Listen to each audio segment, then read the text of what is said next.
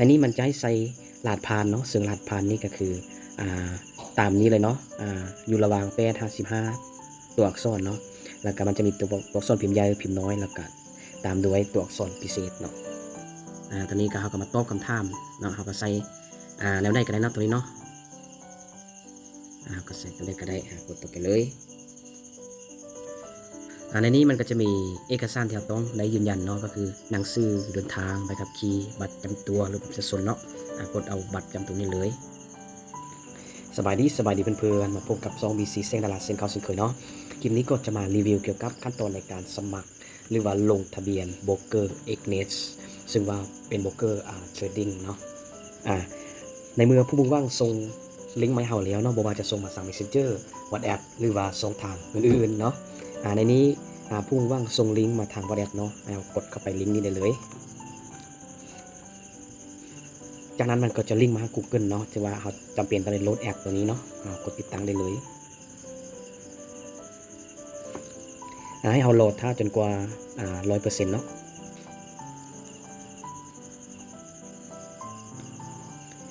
ในเมื่อติดตั้งสำเร็จแล้วเราก็กดเปิดได้เลย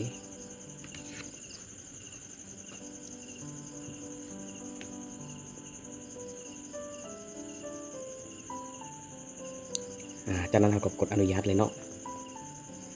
มอขั้นตอนนี้เนาะมันก็จะบอกลงทะเบียนหรือว่าเข้าสู่ระบบเนาะในนี้เรากดลงทะเบียนเนาะ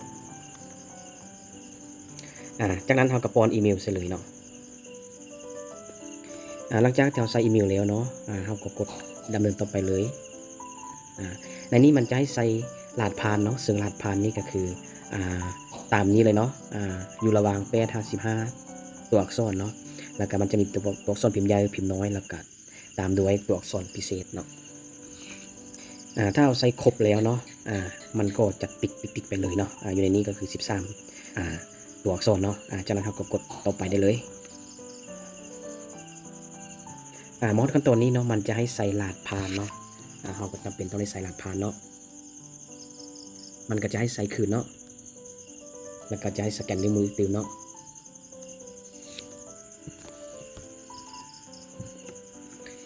ขั้นตอนต่อไปก็คือการยืนยันตัวตนเนาะกดเข้าไปเลยยืนยันเลยเนาะขั้นตอนในการยืนยันมันจะมีอยู่3ขั้นตอนเนาะก็คือยืนยันอีเมลแล้วก็ยืนยันเลขโทรศัพท์แล้วก็ข้อมูลโปรไฟล์เนาะเขาก็กดเริ่มตอนนี้ได้เลยมันจะส่งรหัสไปทางอีเมลของเราเนาะ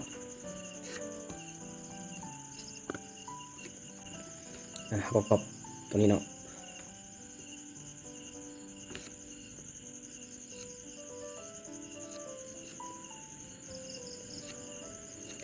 จากนั้นก็มาวางเลยเนาะ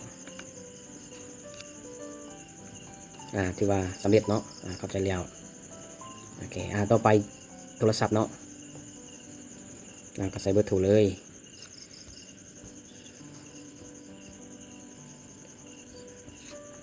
จากนั้นก็กดดำเนินต่อไปเลย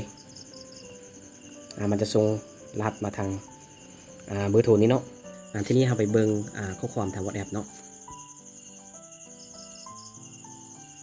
ก็ก๊อปปี้ตัวนี้เลยเนาะตัวล่าสุดเลย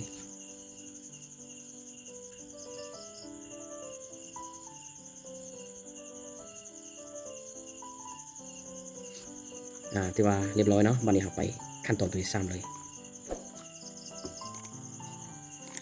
ข้อมูลที่ยืนยันเนาะเราจะเอาบัตรประจำตัวเนาะแนะนำให้เขียนเป็นภาษาอังกฤษเนาะห้องรวมนี้ใส่นามสกุลเนาะ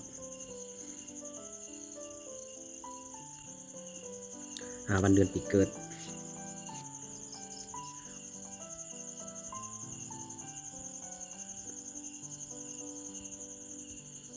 เดือนเนาะ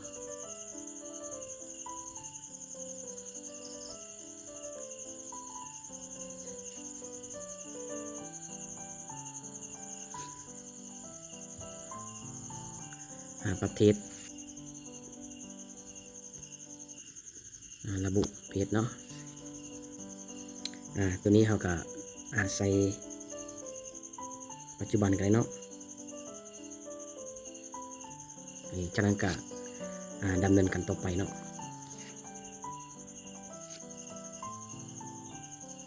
ตัวนี้ก็เขาก็มาตอบคำถามเนาะเขาก็ใส่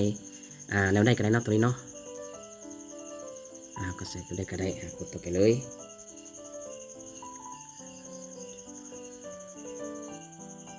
เราเห็นนักศึกษากันเนาะกดต่อไปเลย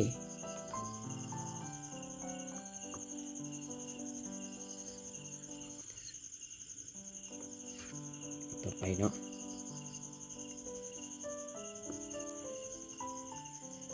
เป็นทางอื่นก็ได้เนาะจากนั้นเรากดดำเนินต่อไป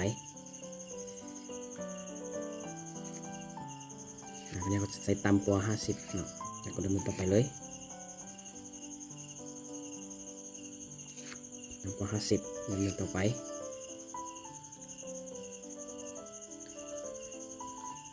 ตัวนี้เขาใส่ไม่เกิน30%ก็ได้ก็ได้เนาะดำเนินต่อไปเราจะใส่ตัวใดก็ได้เนาะตัวใดก็ได้โอเคกดต่อไปเลย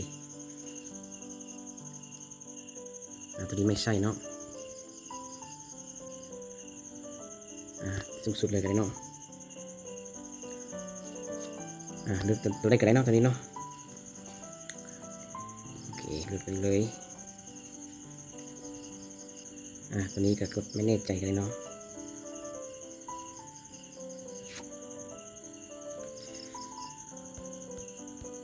มันให้ติ๊กหมดเนาะกดเลย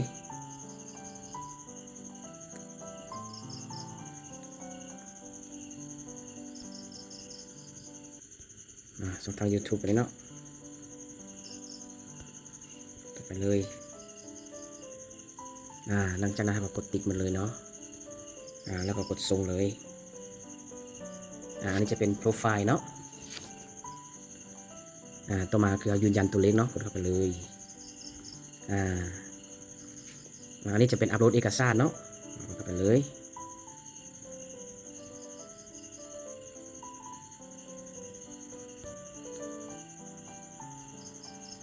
ส่งเอกสาร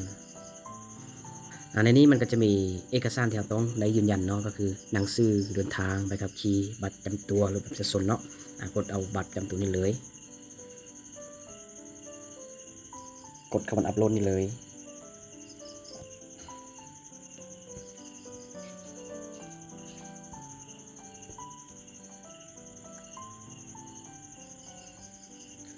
หลังจากอัปโหลดเรียบร้อยเนาะก็กดส่งเอกสาร